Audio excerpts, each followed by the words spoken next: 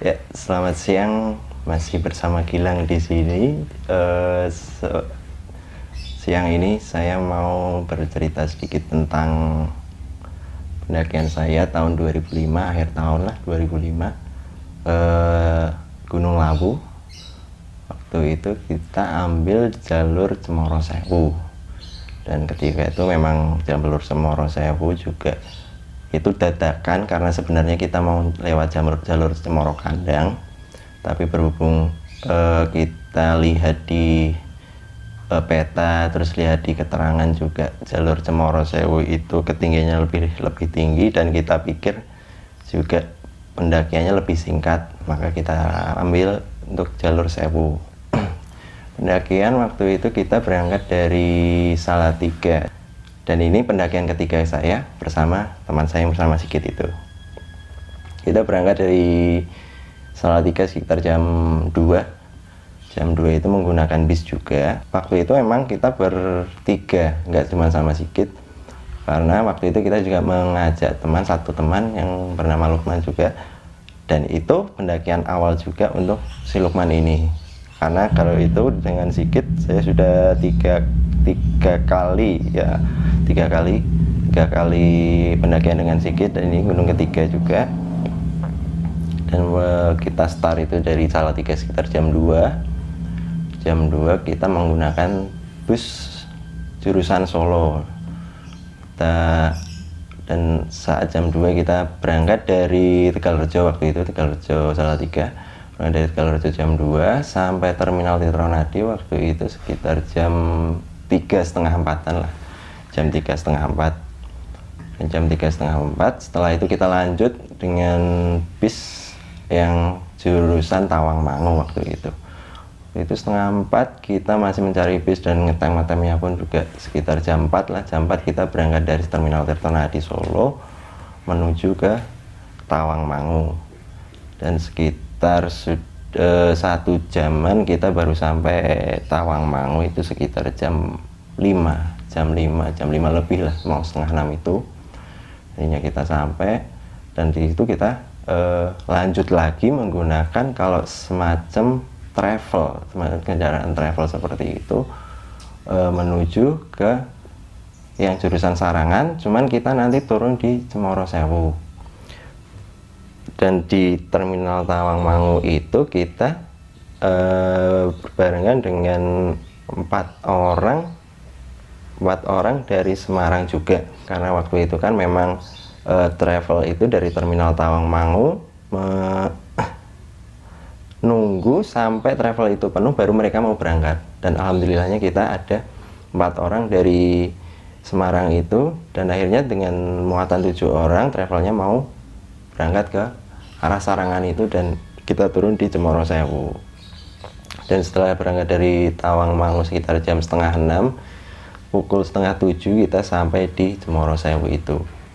Akhirnya di Cemoro Sewu, karena itu berhubungnya memang kita belum sholat, kita belum istirahat, dan perjalanan memang memakan waktu yang cukup lama, dari jam 2 siang tadi sampai jam 6:30 baru ke Cemoro Sewu, nyampe di Cemoro Sewu. Akhirnya kan memutuskan untuk sholat, registrasi, dan waktu itu juga makan lah. Dan di situ juga yang rombongan 4 orang tadi, setelah sampai base camp dan setelah maghrib itu sekitar jam 6:30 mereka langsung cabut, langsung berangkat mendahului kita. Dan di waktu itu memang yang berangkat dari Cemoro Sewu itu cuma 2 rombongan kita dan rombongan dari Semarang tadi. Dan singkat cerita kita sudah packing setengah 8 kita registrasi, dan waktu itu memang registrasi masih 1.500 kalau nggak salah. 1.500 itu 1 orang. Di pos registrasinya juga kita dikasih peta juga untuk kebekalan juga. Kita belum dicek seperti sekarang. Akhirnya kita naik, itu dimulai jam 7:30, dan 7:30 itu kita mulai naik dari Cemoro Sewu, dari gerbang Cemoro Sewu 7:30 yang kita naik, dan di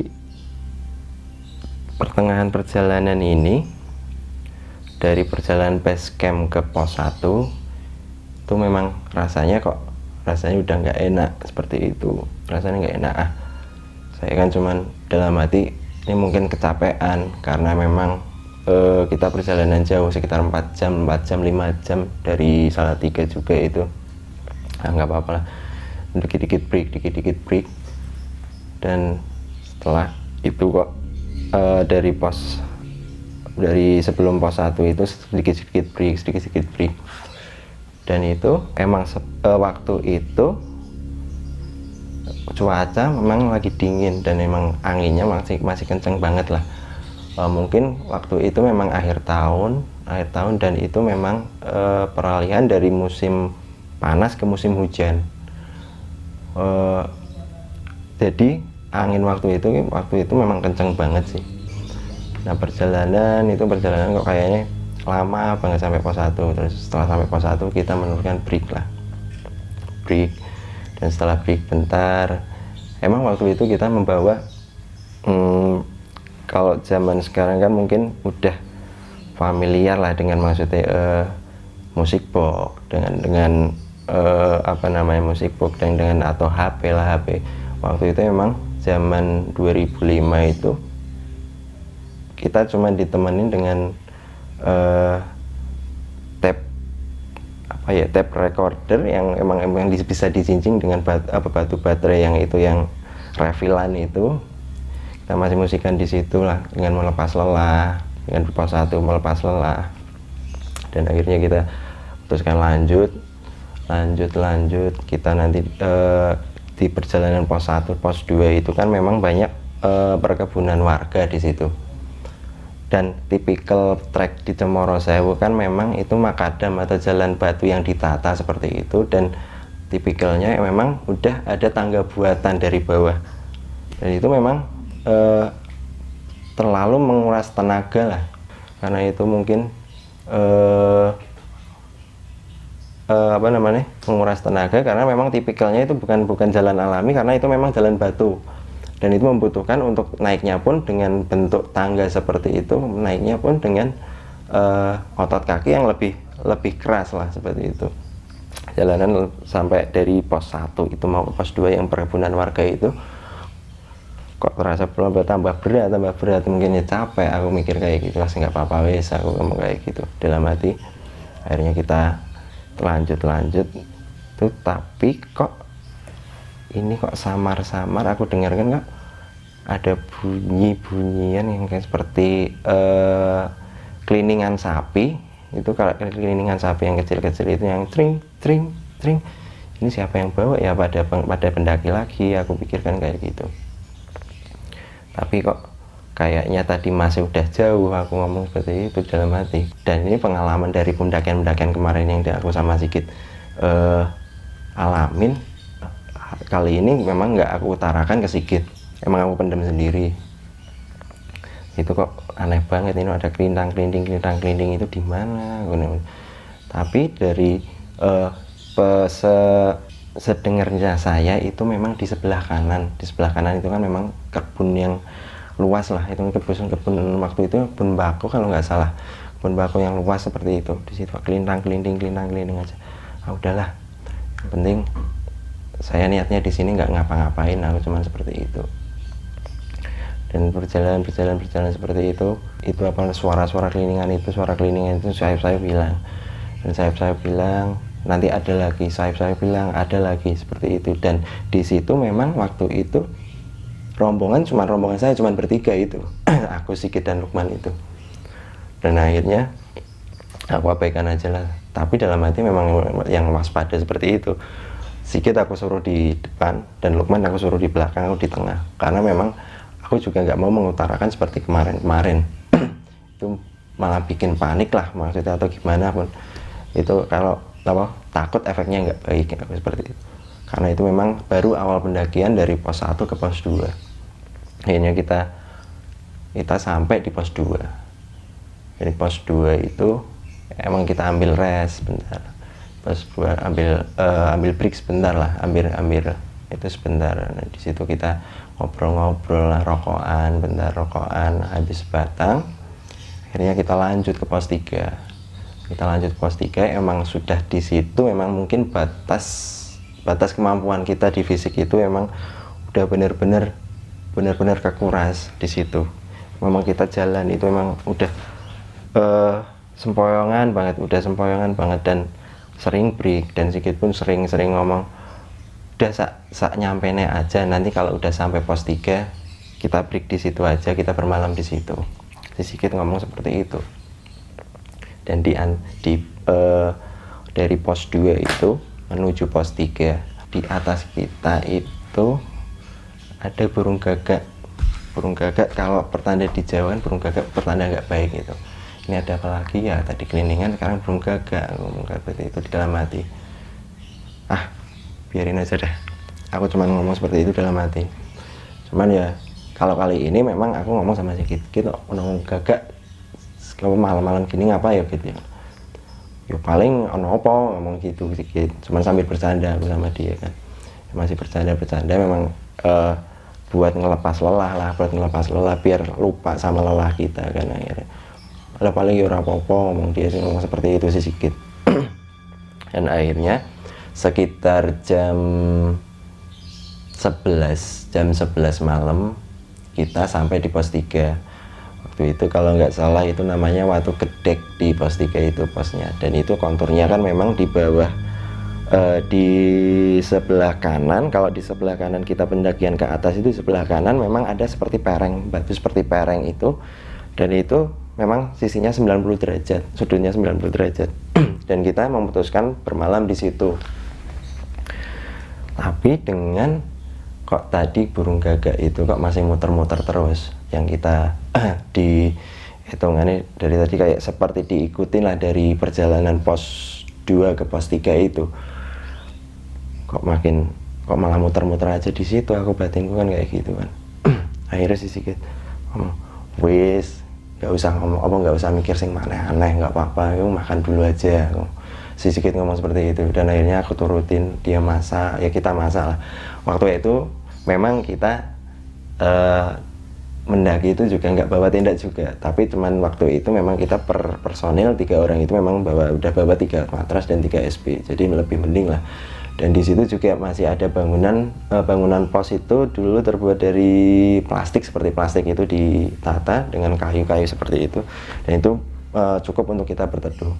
Dan di pos 3 ini memang cuman kita bertiga juga. Nah di situ akhirnya jam 11 sekitar jam 11 lebih sampai sekitar jam 12 kurang seperempat lah. Jam 12 kurang seperempat itu kita udah selesai makan, sudah selesai minum, dan sudah rokokan juga. Akhirnya yuk kita tidur aja, akhirnya seperti itu. Kita memutuskan untuk tidur, dan di situ memang kita tidur jam setengah 12-an, jam 12 kurang seperempat kita tidur lah. Dan setelah kita tidur itu sekitar jam setengah 1-an saya dibangunin oleh Sigit nih. Nah Sigit, lang aku dianterin, dia ngomong gitu. Ngendi gitu, aku kan ngomong gitu, kemana? Belet pipis, ngomong gitu. Lah kok masuk Dewi nggak berani ya ngomong kayak gitu kan sama dia, karena aku ngantuk, aku ngomong gitu. Ayolah temenin. Akhirnya ya kalah ya aku temenin lah sama si Sigit itu. Ya wes aku temenin. Akhirnya kita ambil di sisi pereng yang sebelah kiri itu, yang sisi kiri jalan itu kan ada pereng. Akhirnya Sigit pipis di situ, aku nungguin di atasnya lah, di atasnya. Akhirnya kita pulang ke pos lagi buat menerusin tidur. Cuman di situ kok hawanya kok nggak enak, suwe-suwe perinting kok merinding sendiri, berkeduk berdiri sendiri. Ngapa ya? Terus akhirnya wah gagak udah nggak ada, nggak apa-apa, aman. Aku cuma mikir kayak gitu karena tadi memang di situ kan ada burung gagak itu tadi. Terus akhirnya kok berindang wae ngapa ya. Akhirnya aku paksa tidur. Dan di sisi situ kan di sebelah, berarti depan serong lah, posisi serong depan sebelah kanan itu ada pohon besar. Memang kan di situ posisi aku tidur itu kan pakai SP, muka nggak mungkin aku tutupin kan.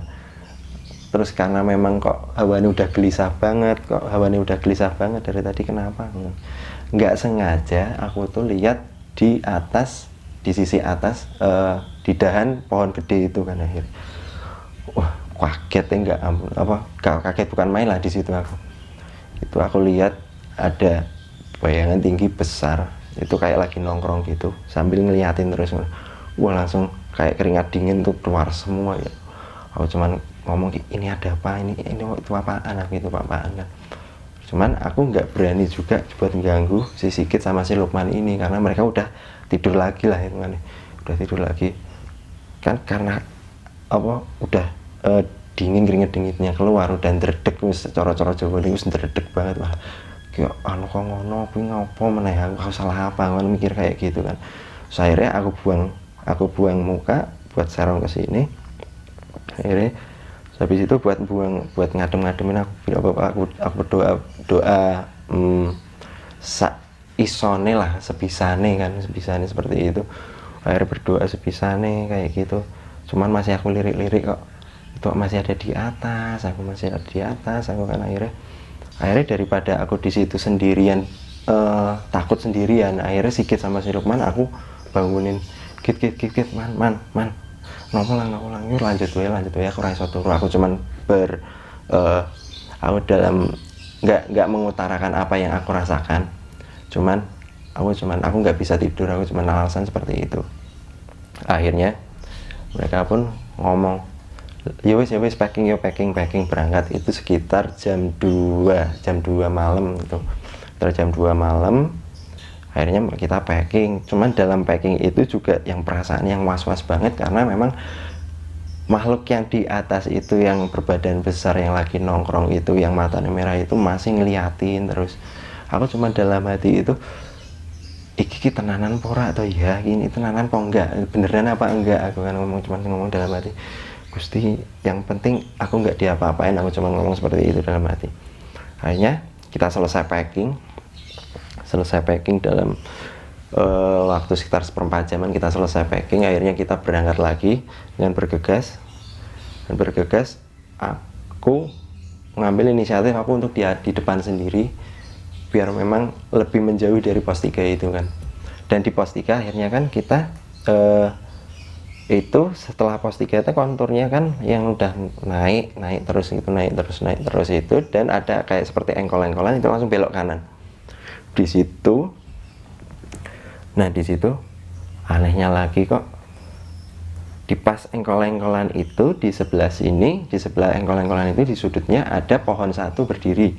Itu pohonnya tinggi banget, masih ingat aku. Nah di situ dengan perasaan yang tadi sudah wis aman, wis adoh saka pos 3, aku pikiran seperti itu. Lah kok di situ kok ada seperti kain putih itu jatuh, mak tepok gitu kan. Apa namanya? Bunyi mak tepok gitu. Ini apaan lagi, cuman aku nungguin si Sigit sama si Lukman, cuman nggak berani ngelihat itu, cuman emang bener-bener kelihatan banget kayak kain putih itu jatuh gitu kan. Akhirnya bola, aku ngomong seperti itu dalam hati kan, bola nungguin Sigit sama si Lukman. Ini udah pikiran aku, cuman nggak mau aku pendem sendiri, daripada stres aku kan mikirnya seperti itu. Aku ngomong sama Sigit sama si Lukman, Gin, man, ndak weruh ono itu, ndak lihat ada kain putih di situ? Ngomong, endilah, nggak ada. Tapi aku lihat gini masih ada kain putih itu. Duh ini nggak bener, udah nggak bener nih. Aku cuman yuk bergegas, yuk cepetan, aku ngomong kayak gitu sama si Sigit sama si Lukman ini dengan perasaan yang campur aduk lah. Wis rasanya nggak karu-karuan seperti itu karena dari tadi pos 3 udah dilihatin kayak gitu, di itu di jalan malah dilihatin lagi, itu udah nggak karu-karuan. Akhirnya aku naik lagi, dan emang udah mungkin karena pikiranku sih nggak karuan sama udah udaranya yang dingin, terus perjalanan jauh juga, dari tadi jalan terus pikirannya nggak karuan, saking sempoyongannya kan. Aku ngomong sama si Git, ini kita kalau nggak sampai puncak nggak apa-apa ya, aku nggak enak ibadahnya, aku ngomong kayak gitu aku sama si Git. Akhirnya si Git, loh lah kenapa kamu dari tadi kok kayaknya nggak gelisah terus, kenapa? Ngomong nggak apa-apa, aku ngomong kayak gitu karena aku cuman nggak mau ngerepotin mereka lagi, ngomong si Si Lukman pun dengan polosnya kan memang dia baru pertama kali kan ya, pertama kali ada apa kayak gitu, cuma nggak apa-apa man, nggak apa-apa, santai aja, mau ngawai nggak enak ngomong kayak gitu kan. Jalan terus itu, akhirnya kita sampai di pos 4. Dan di pos 4 ini sebelum pos 4 itu sekitar jam 4 itu emang saya itu udah bener-bener sempoyongan, udah nggak kuat. Dari semalam juga tidur palingan cuman nggak ada 1 jam lah, nggak ada 1 jam. Itu memang udah butuh banget mata itu untuk beneran tidur.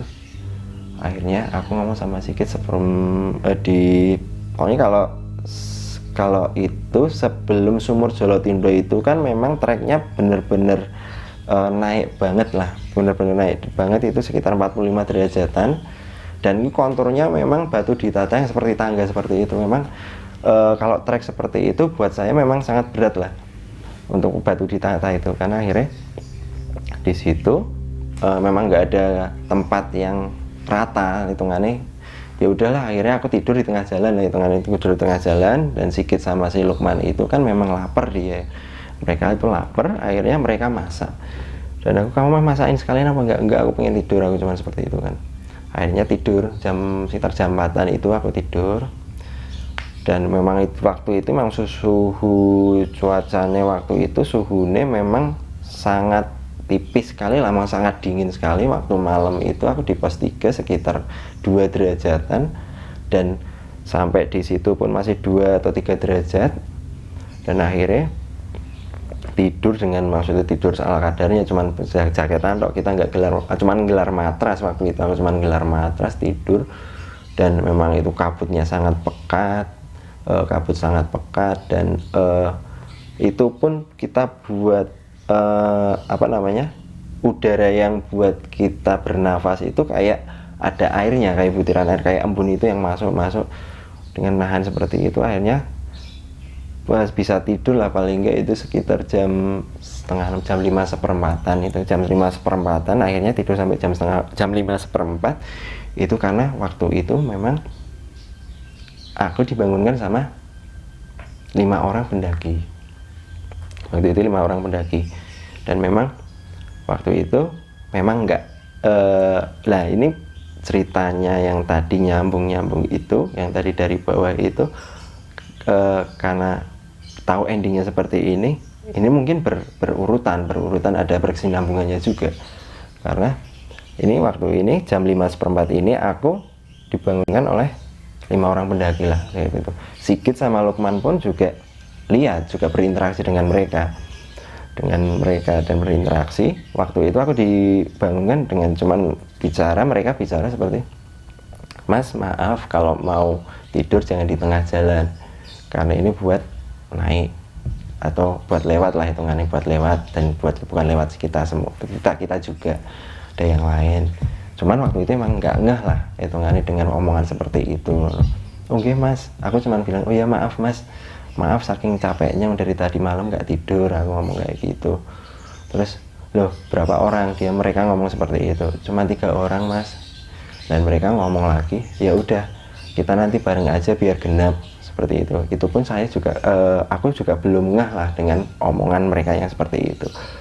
Dan akhirnya nggak apa-apa mas, akhirnya aku kan menimpali juga menjawab pertanyaan omongan mereka juga, nggak apa-apa mas kalau mau duluan, ini juga kita habis ini packing lagi terus langsung berangkat kok, nanti ketemu di atas. Nggak apa-apa mas, mereka malah bersikeras untuk menunggu kita dengan itu, bersikeras nggak apa-apa mas, nggak apa-apa mas, ini aja kita nanti bareng aja, seperti itu. Dan penampilan mereka itu emang benar-benar pure pendaki lah, dengan kalau waktu 2005 dengan style seperti itu, mereka mesti udah pasti mereka itu pendaki senior, seperti itulah. Dengan pakaian mereka, dengan barang-barang mereka itu memang mereka itu pendaki senior, seperti itu. Akhirnya kita bareng-bareng, dan di sepanjang perjalanan itu pun kita juga berinteraksi. Sigit dan Lukman juga tanya-tanya, aku juga tanya-tanya. Cuman aku aneh kok iki wong nganu ya, dingin banget. Kalau kita nggak ngomong juga mereka nggak ngomong, kalau kita nggak tanya mereka juga nggak jawab. akhirnya ya udahlah, mungkin mereka juga capek juga kan, pikiran seperti itu. Dan itu memang kita kan tidur dan masak tadi nggak begitu jauh dengan sumur Jolotundo itu tadi. Nggak berselang lama kita nyampe di sumur Jolotundo itu. Di sumur Jolotundo lah, di situ mereka seperti kayak guide seperti itu, kayak menerangkan, Mas ini namanya sumur Jolotundo, kalau seumpama jenengan mau minta apa bisa semedi di sini. Enggak kok Mas, aku kan ngomong dengan polosnya, aku memang ke situ niatnya cuman mau main, cuman mau muncak kan. Aku enggak oh Mas, itu cuman kita cuman mau pengen main aja ke sini, pengen muncak aja. Ya ini biasanya buat tempat-tempat seperti itu, tempat sakral kayak gitu. Oh iya toh Mas, cuman kita berinteraksi sekedarnya aja lah, maksudnya aku cuman juga nggak mau tahu itu maksud sumur Jolotundo buat apa. Memang fokusnya kita pengen sampai puncak waktu itu kan. Dan nggak berselang lama kan emang itu di setelah sumur Jolotundo itu ada jalan ke kiri melipir seperti di tengah ceruan tebing seperti itu. Kita belok kiri, nah ini setelah belok kiri itu kita ketemu shelter 6, kalau nggak salah shelter 6 atau shelter lah pokoknya itu, sebelum Sendang Derajat itu. Akhirnya kita sampai di situ dengan kita masih interaksi, ngobrol-ngobrol sama orang-orang itu tadi dan masih bercandaan sama Sigit. Nah emang di Lawu kan dari dulu memang ada penduduk yang stay di puncak, sekitar puncak, sekitar Tembok Iem dan lain-lain, itu sekitar ada 14 kakak waktu itu.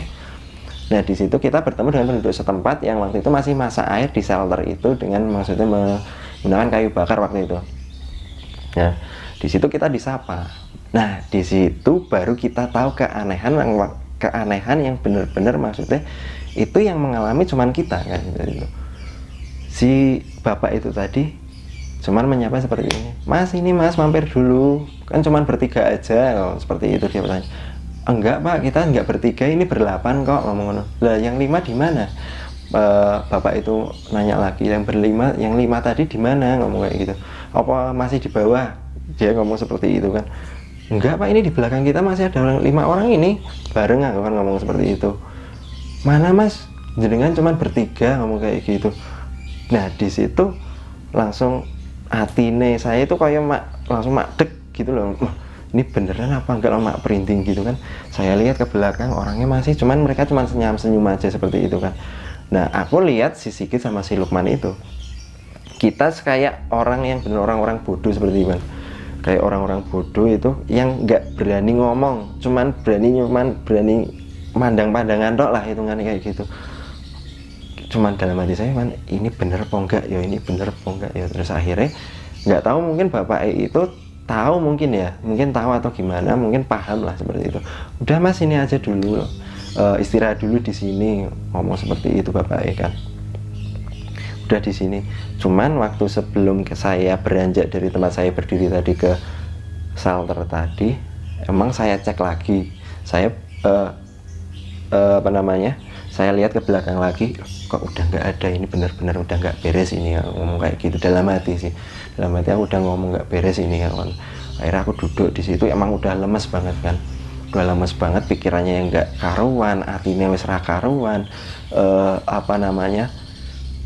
tenaganya juga udah nggak ada kan, maksudnya dengan pikiran-pikiran saya nggak karuan gitu kan, mesti bikin drop badan lah. Akhirnya setelah itu di situ bapak itu ngomong, Mas monggo cerita mawon, cerita nopo nggih Pak, aku kan ngomong kayak gitu. Gak apa-apa, tadi cetamune di mana, ngomong kayak gitu. Itu sebelum sumur Jolotundo Pak, di situ. Lah terus memang di situ jenengan ngapain, ngomong ini kita Pak. Lah aku ceritain di situ, aku ceritain dari malam itu seperti ini, urutnya aku ceritain sama bapak tadi malam seperti ini Pak, ini. Terus akhirnya, oh nggak apa-apa Mas, dari jenengan itu kan dari tadi udah diomongin sama mereka seperti ini, dan jenengan responnya juga memang yang nggak ngapa-ngapain sih, maksudnya seperti itu bapak menjelaskan. Memang nggak apa-apa Pak, aku ngomong di sini, emang kita barangkali kita salah apa, bukan seperti itu, nanya seperti bapak. Nggak kok Mas, emang di sini kadang ada orang-orang yang diganggu dengan begitu hebatnya seperti itu kan, karena mereka memang hatinya itu maunya pengennya minta sesuatu dan minta apa seperti itu. Dan kalau jenengan kan memang kesini kan cuman buat main. Bapak itu ngomong seperti itu sama aku. Oh ngoten Pak, berarti nggak apa-apa ya? Nggak apa-apa Mas, nggak apa-apa, yang penting mantep aja, yang penting yakin, nggak usah mikir yang aneh-aneh. Bapak itu ngomong seperti itu sama saya. Dan akhirnya, Pak ini kalau kita lanjut aman nggak ya Pak ya?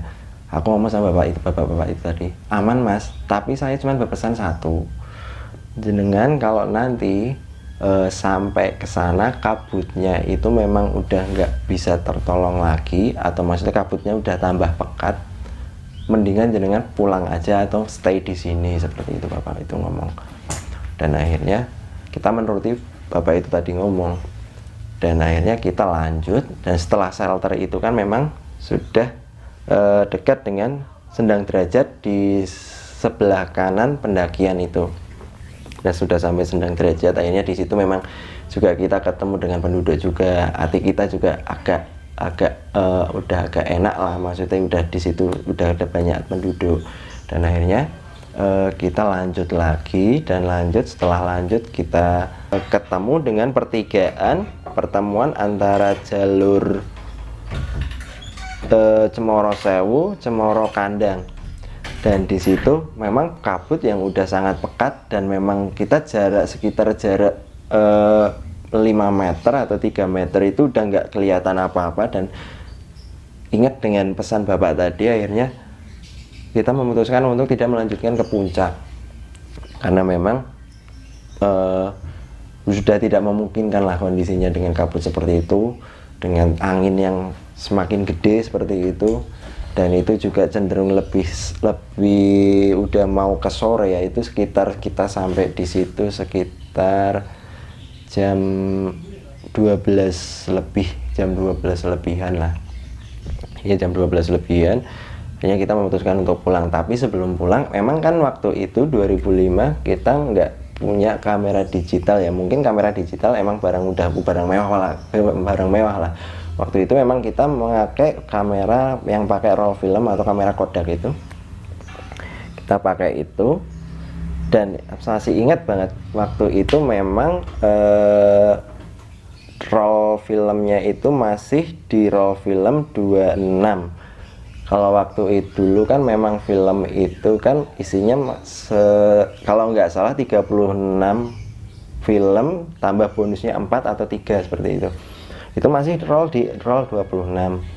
Dan akhirnya kita foto bertiga, memang di situ nggak ada orang juga, memang kita akhirnya inisiatif foto bertiga bergantian di situ, di pertigaan itu kita foto, ambil tag foto. Akhirnya kita pulang.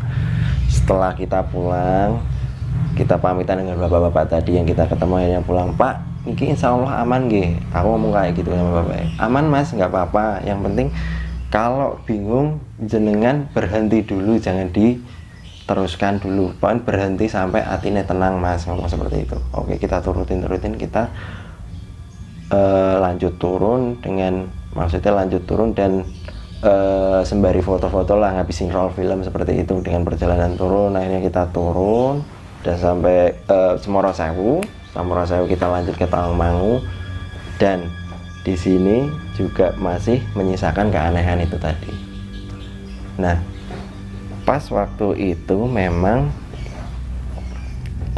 roll film itu kan nggak langsung jadi ya, memang harus dicuci juga, dicetak juga. Sekitar waktu 2 minggu setelah kita pendakian itu, kita berinisiatif patungan untuk cuci cetak roll film tadi. Dan akhirnya sekitar semingguan udah jadi, dan kita lihat foto itu satu-satu. Tapi emang ini yang tadi kita take foto di pertigaan jalur pertemuan antara Cemoro Sewu dan Cemoro Kandang tadi, kok nggak ada semua, padahal kita foto di situ bertiga, maksudnya 3 kali foto. Dan itu masih ingat juga kan di roll 26, 27 dan 28. Kok di tengah ini tok yang lain jadi semua, satu album itu jadi semua, cuma di situ tok yang Dan saya lihat listnya pun juga kalau dulu kan memang kalau pengambilan foto nggak pas kan kopong gitu, dan apa ya, gambarnya nggak jelas lah di list itu kan. Akhirnya kok kita maksudnya mengasih tanda tanya, ini ada apanya ya di situ ya. Akhirnya ya Allah alam lah, yang penting kita udah maksudnya udah di sini, udah nyampe Salatiga, maksudnya udah beraktivitas dengan baik, akhirnya emang itu udahlah itu jadikan pengalaman, maksudnya pengalaman yang nggak bisa dilupakan sih sampai sekarang, sampai tahun 2020 ini. Dan memang itu sedikit kisah waktu kita masih SMA juga, aku dan Sigit masih SMA, itu masih kelas 2 juga, dan itu hanya sedikit kisah pendakian kita di Gunung Lawu via Cemoro Sewu. Dan terima kasih sebelumnya.